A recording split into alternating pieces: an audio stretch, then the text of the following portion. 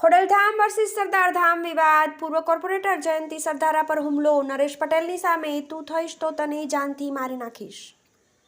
રાજકોટમાં કણકોટ રોડ પર શ્યામ party plot નજીક પાટીદાર સમાજના અગ્રણી અને પૂર્વ કોર્પોરેટર જયંતિભાઈ કરશનભાઈ સરદારા પર સરદારધામના ઉપપ્રમુખ બનવાની વાતને લઈ જૂનાગઢના પીઆઈ સંદીપ પાદરિયાએ રસ્તામાં અટકાવી હુમલો કરી ગંભીર ઈજા પહોંચાડતા ખાનગી હોસ્પિટલમાં ખસેડવામાં આવ્યા હતા. ઘટનાને લઈ હોસ્પિટલમાં અગ્રણીઓ સહિત લોકોના ટોળા એકઠા થઈ ગયા હતા. મોડી રાત્રે તાલુકા પોલીસે આ અંગે ગુનો દાખલ કરવા કવાયત શરૂ કરી હતી. ભાજપના નેતા જયંતિ સરદારા પર હુમલો. પ્રાપ્ત માહિતી મુજબ કોઠારિયા રોડ પર નવનીત હોલ પાસે શ્રીરામ પાર્ક શેરી નંબર 1માં રહેતા પાટીદાર સમાજના અગ્રણી અને પૂર્વ કોર્પોરેટર જયંતિભાઈ સરદારા સોમવારે રાત્રે કણકોટ રોડ પર શ્યામ પાર્ટી પ્લોટ નજીક હતા ત્યારે અજાણ્યા શખ્સે હુમલો કરી ઈજા કર્યાની ફરિયાદ સાથે ખાનગી હોસ્પિટલમાં ખસેડાયા હતા. જાણ થતાં તાલુકા પોલીસે હોસ્પિટલે પહોંચી તપાસ હાથ ધરી હતી. જયંતિભાઈએ જણાવ્યું હતું કે તે સરદારધામ સંસ્થાના ઉપપ્રમુખ બન્યા હતા. સોમવારે તે તેના પરિચિતના પુત્રના લગ્ન હોવાથી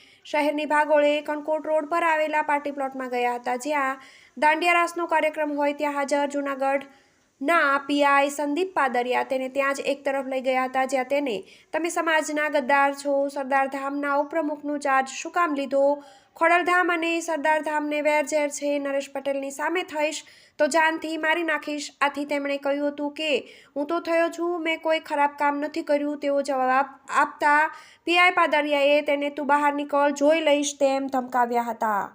TV18 ન્યૂઝ રાજકોટ.